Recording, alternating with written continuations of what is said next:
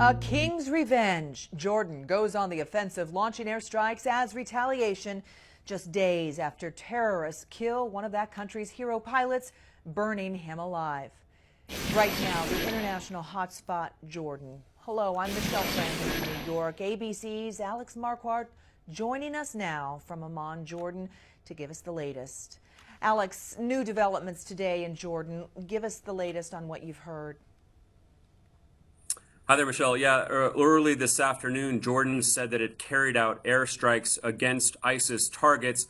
A short while later, we saw a bit of an air show here in the Jordanian skies. Here in Amman, jets flying very low, as well as in the town of Raqqah, which is where the Jordanian pilot, Lieutenant Muaz al-Qasasbeh, was from, and that's where his family has been welcoming mourners in their mourning tent. And that's where the Jordanian king went today to pay his respects, to pay his condolences to the family. He reportedly told the father of the young Jordanian pilot that the mission that was carried out by the Jordanian Air Force today was in Raqqah, Syria. That's the northern Syrian city that has essentially become the de facto capital of ISIS, at least in Syria. The father then came out and told the family that this was where the mission took place. This is also where the pilot was believed to have been held since he was shot down in September. The Jordanian army has not confirmed that the strikes actually took place in Raqqah.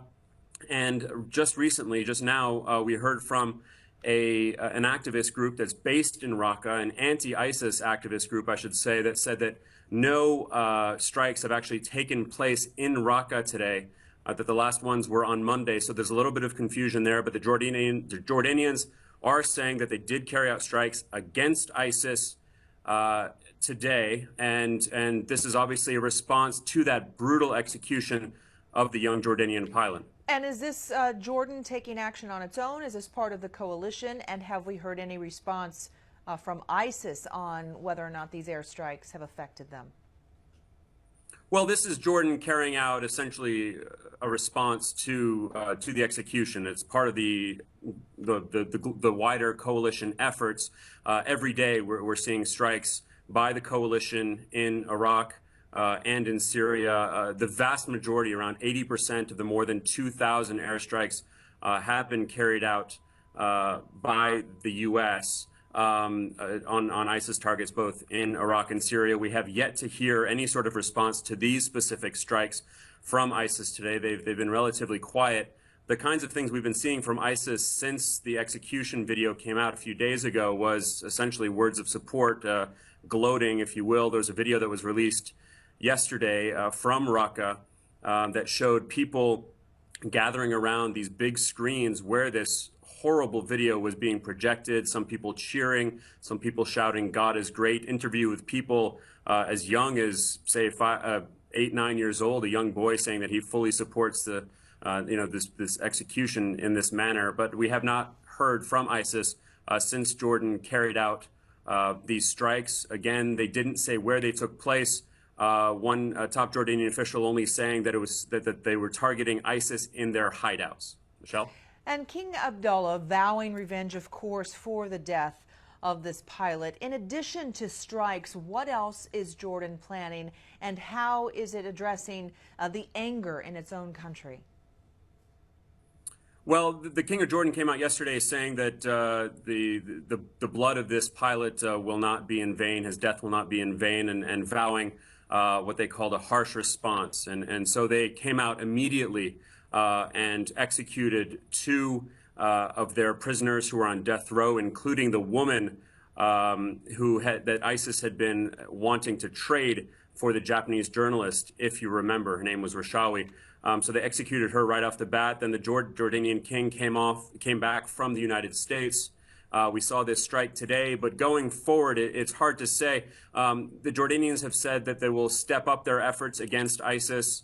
The Americans have said that they will redouble their efforts against ISIS, but have not indicated how that would actually take place. So you can imagine that Jordan would take on a greater role in the coalition, perhaps even, and this is just speculation, some sort of special forces operation on the ground, it's really impossible to say. But what is clear is that there has been an outpouring of not just grief, but all sorts of expression of anger, of horror, that this pilot was killed in this manner, being burned alive, that it was filmed in such a dramatic and awful way. And so there have been calls for revenge across Jordanian society, calls for blood. This has really been a unifying element. Jordan hasn't seen the same sort of drama upheaval that we've seen across the Arab worlds over the past 4 years during the so-called Arab Spring. It's been relatively stable, but there have been growing gaps.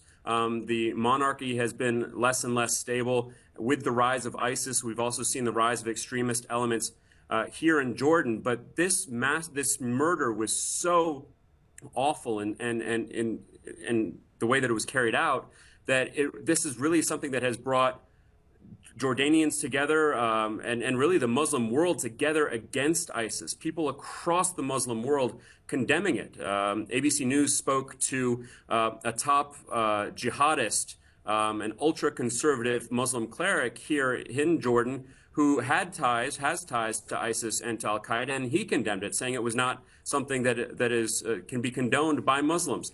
The top authority in Sunni Islam, Al-Azhar, in Egypt, has condemned it as well, going so far as to say that ISIS militants should be killed and dismembered. How important is that for leaders in those regions to speak out? Well, it's extremely important, but it's not unexpected. I mean, this is something that we've seen. This is not something we've seen before. It's so extreme that it's so easy for, it's expected that people come out and condemn this. And I think to some extent, to a large extent, ISIS has shot themselves in the foot, because when you see the other atrocities that they've carried out, the other executions that they've carried out, the beheading of American journalists, aid worker, British journalists, and the Japanese journalists as well, that sort of thing fuels, it not only horrifies much of the world, but it also fuels their recruitment for young, disenchanted Muslims to come and fight in their cause in Iraq and Syria. There's absolutely no way to defend this video, the immolation of this young Jordanian pilot. So this is not only a unifying thing here in Jordan, but across the Middle East. And Alex, you mentioned the relative calm that Jordan has experienced up until now, and also about those jets flying out. What was it like to see the jets fly in or fly out of Jordan from your vantage point? Well, this is extremely well choreographed. I mean, this was not just a response to the execution. This was a display by the Jordanian government and military for the Jordanian people to say, we've heard you, and now we're going to go out and take revenge on your behalf. And so they flew very low over that morning tent in Karak, but then they flew extremely low here in the center of Amman. I'm on the 14th floor of my hotel, and they were flying not too much higher and not too far from where I am. It was quite a display, and I'm actually quite annoyed with myself that I didn't have enough time to get my camera. Tomorrow, of course, Friday, the Muslim holy day. What are plans there in Jordan?